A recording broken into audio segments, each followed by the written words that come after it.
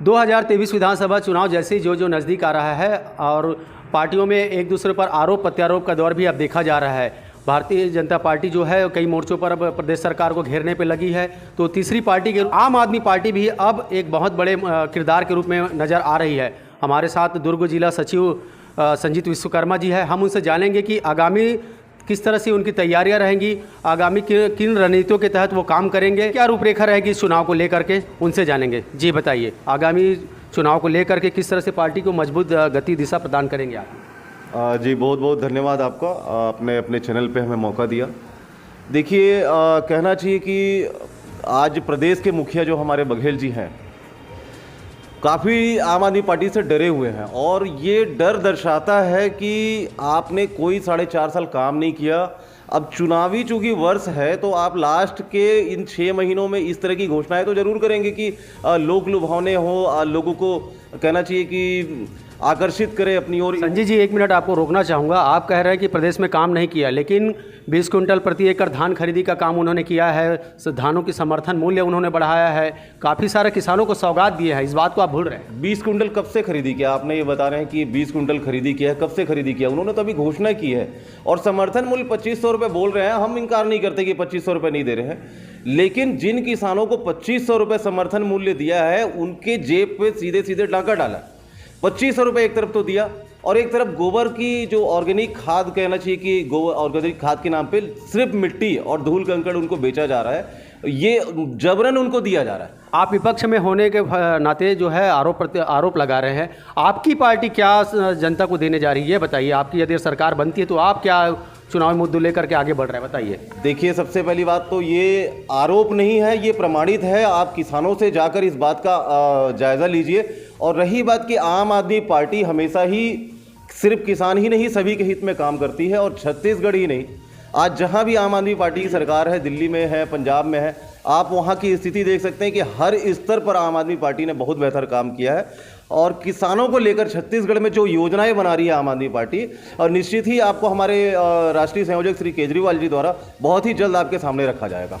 महिलाओं को लेकर के, बुजुर्गों को लेकर के, जैसे विधवा पेंशन है, बच्चों की पढ़ाई के भविष्य को लेकर के और विशेषकर महिलाओं को लेकर के क्या आपकी योजनाएं हैं? देखिए, ये तो हमारी कहना चाहिए कि आम आदमी पार्टी जनता की कहना चाहिए कि मूलभूत सुविधाएं हैं, ज़रूरत है उनकी कि जो उनको मिलनी चाहिए। शिक्षा, स्वास्थ्य और वृद्धा पेंशन, ये सारा तो आम आदमी पार्टी लगातार करते आ रही है। और एक कहना चाहिए कि जो सरकार का काम होना चाहिए है कि वो वृद्धा पेंशन और बच्चों के लिए शिक्षा और स्वास्थ्य का व्यवस्था एक देखना, कहा जाए कि देना आम आदमी पार्टी को आता है। आप दिल्ली के अंदर जाकर पता करिए कि वहां पर वृद्धा पेंशन 2500 रुपये मिलता है। छत्तीसगढ़ के अंदर में 1000 रुपये का घोषणा हुआ था, उसमें भी 350 रुपये मिलता है, और अधिकतर लोगों को 350 रुपये भी नहीं मिलता। उस 350 रुपये के लिए ये कहा जाता है कि आप अपनी जनगणना सूची में अपना नाम लेकर आइए। जो लोग, मेरा ये कहना है, अभी बीच में ही यहाँ के स्थानीय विधायक, गृह मंत्री जन चौपाल लगा के वो लोगों को बोल रहे थे कि भैया थे तो आबे नहीं कर बे हमारे से पेंशन मांगे, बर तो कहाँ ले पेंशन मिली। आपको ये बता रहा हूँ, जो व्यक्ति 60 साल की उम्र हो गया, 70 साल की उम्र हो गया, वो पेंशन के लिए आपके पास जाएगा तो आप उसको पेंशन दोगे। वोट लेने के लिए जब आप जाते हैं तो आप उसकी मतगणना सूची में उसका नाम होता है, आप वोट ले लेते हैं। लेकिन जब एक पेंशन के लिए एक व्यक्ति जाता है तो 2011 की जनगणना सूची मांगना कितना जरूरी है और कितना ही सरकार की नीयत कितनी अच्छी है, ये दर्शाता है। दिल्ली पंजाब मॉडल की आप बात कर रहे हैं, ये बताइए छत्तीसगढ़ के लोगों के लिए आपकी क्या सोच है आगामी चुनाव को लेकर के? देखिए, छत्तीसगढ़ में कहना चाहिए कि जिस तरह से आज तक कोई भी नेता ईमानदारी से काम नहीं किया है, उस बात से ये चीज़ प्रमाणित हो चुका है कि छत्तीसगढ़ के अंदर अगर आम आदमी पार्टी को एक ही मौका मिलता है, सिर्फ एक से दोबारा मौका हमको इसलिए भी नहीं चाहिए कि एक मौके में हम इतना काम करेंगे कि दोबारा जब हम जनता के बीच जाएंगे तो उनसे ये बात जरूर पूछेंगे कि हमने जो भी वादे आपसे किए थे वो पूरे हुए कि नहीं हुए, उसके आधार पर हम आपसे वोट मांगेंगे। भारतीय जनता पार्टी जिस तरह से कई मोर्चों पर कांग्रेस सरकार को घेरने में लगी है, बूथ स्तरीय से लेकर के प्रतिदिन उनका कोई ना कोई एक कार्यक्रम प्रयोजन रहता ही है, क्या आपको नहीं लगता कि आम आदमी पार्टी उस तरह से विफल है? जी नहीं, बिल्कुल ऐसा ये कहना गलत है, क्योंकि आम आदमी पार्टी देखिए हर स्तर पर, हर मोर्चे पर लगातार मुद्दे उठाती आ रही है और उठाते रहती है। और रही बात कि बीजेपी या कांग्रेस की जो बात आप कह रहे हैं, बीजेपी और कांग्रेस दोनों एक ही थाली के चट्टे बट्टे हैं।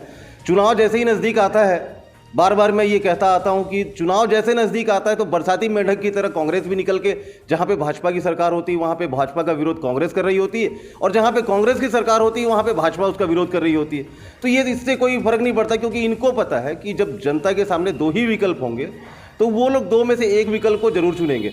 इस मजबूरी का फायदा उठाते हैं कांग्रेस और भाजपा के लोग, और ये जानबूझकर धरना प्रदर्शन करते हैं, आंदोलन करते हैं। ये जनता को बेवकूफ़ बनाने के लिए दिखाते हैं कि हमने आपके लिए आंदोलन किया। अरे आंदोलन करना है तो आंदोलन उनके लिए करिए जिनको जो उनका हक नहीं मिल रहा है। आप तो आंदोलन करते हो सिर्फ अपने दिखाने के लिए, अपनी सत्ता में आने के लिए। जनता किस तरीके से परेशान है, किस तरह से ठगी जा रही है, किस तरह से लूटी जा रही है। आप देखेंगे हाल ही में चिट फंड का मामला, यहाँ की सरकार ने बोला था कि चिट फंड का पैसा सारे लोगों को वापस मिल जाएगा। 6,000 करोड़ रुपए का इतना बड़ा आप तो विपक्ष में ना, इसीलिए आरोप लगा रहे हैं। आप क्या सरकार में रहते तो आप चिट फंड का पैसा दिला देते? जी देखिए, आम आदमी पार्टी जहां पे जिस वादे के साथ उतरी है, आप पंजाब के अंदर आप देख लिए लगातार अपने वादे पे आम आदमी पार्टी की सरकार। अभी आपने हाल ही में एक हफ्ते पहले देखा होगा कि 12,710 जो कहना चाहिए कि टेम्परेरी शिक्षाकर्मी थे उन्होंने परमानेंट किया गया। इस तरह से बहुत सारे काम आम आदमी पार्टी ने किए हैं, और आम आदमी पार्टी कांग्रेस भाजपा से बहुत ही अलग है। बोली हुई बात को पूरा करती है, इस बात में कोई डाउट नहीं है, और कांग्रेस भाजपा की नीयत नहीं है, उनकी हैसियत नहीं है कि ये काम कर सकें। अच्छा, आम आदमी पार्टी में आप जो है कई स्तरों पर कार्य करते नज़र आ रहे हैं, और जैसे कि दुर्ग जिले में कई विधानसभा क्षेत्र पड़ते हैं, तो उनमें जो प्रमुख दावेदार के रूप में है, क्या हम उनका नाम जान सकते हैं? बताएंगे। देखिए, आम आदमी पार्टी में प्रत्याशी का जो चयन होता है वो जनता करती है, और आम आदमी पार्टी के प्रत्याशी का चयन जनता ही करेगी। और हमारे पार्टी का जो एक नियम है कि जनता ही तय करे, कांग्रेस भाजपा की तरह नहीं कि किसी को भी उतार दिया प्रत्याशी, चाहे वो उसका कोई भी बैकग्राउंड हो या उसका कोई भी कहना चाहिए कि छवि हो, उससे उनको फर्क नहीं पड़ता। जो छत्तीसगढ़ में कितने विधानसभा में चुनाव लड़े जा रही है? आम आदमी पार्टी पूरे 90 विधानसभाओं में चुनाव लड़ेगी, और इस बार छत्तीसगढ़ के अंदर में एक बदलाव का जो लहर है वो दिख रहा है जनता। क्या बदलाव? छत्तीसगढ़ में बदलाव मैंने आपको पिछली बार भी बताया था। छत्तीसगढ़ में बदलाव ये दिख रहा है कि छत्तीसगढ़ के अंदर में अब उनको स्वच्छ और साफ नियत वाला नेता चाहिए। अब इस बार छत्तीसगढ़ में मौका मिलेगा आम आदमी पार्टी की तरफ। हर बार आप यही कहते हैं, आप लोगों का नारा और स्लोगन भी यही बना हुआ है, दिल्ली बदल गए, पंजाब बदल गए, अब बदल वो छत्तीसगढ़। क्या वो चीज़ है? खुलकर जनता के सामने बताइए मीडिया के थ्रू कि क्या बदलना चाह रहे हैं आप लोग। देखिए, बदलना हम नीयत को चाह रहे हैं। मैं बार बार यही कहता हूँ आपको, नीयत अच्छी नीयत की सरकार होगी तो काम निश्चित होगा।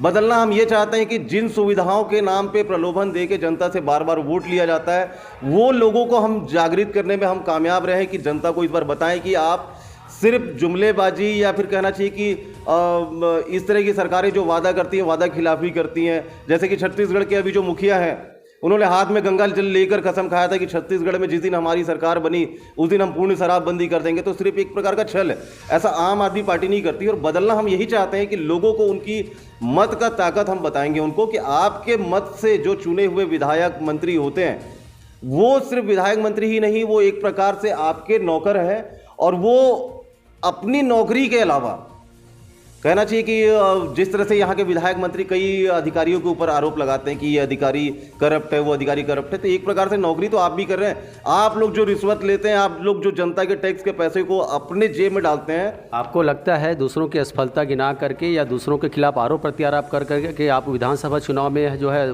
प्रमुख दावेदार के रूप में विजय हासिल कर पाएंगे? देखिए, ऐसा कुछ नहीं है। हम दूसरों की असफलता नहीं गिना रहे हैं, जो उनकी कमियां हैं ये बता रहे हैं। रही बात असफलता गिनाने की, तो भाई सफलता कोई होती है तो हम उसको भी कहाँ मना करते हैं।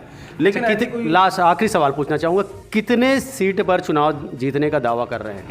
देखिए, अभी वर्तमान में आपको ये चीज़ कहना बिल्कुल कहीं मुश्किल नहीं है कि इस बार छत्तीसगढ़ में आम आदमी पार्टी की सरकार बन रही है। इस बार छत्तीसगढ़ में फिर भी कम से कम 60 से प्लस हम सीटें जीत रहे हैं, और अभी वर्तमान की ये स्थिति है। 3 महीने से 4 महीने अभी समय बाकी है।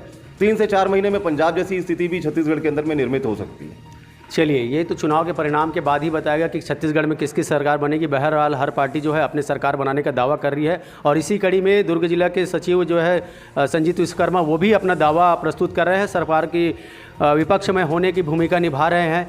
आगामी चुनाव ही सरकार तय करेगी। बहरहाल न्यूज़ जंक्शन के लिए लोकेश साहू।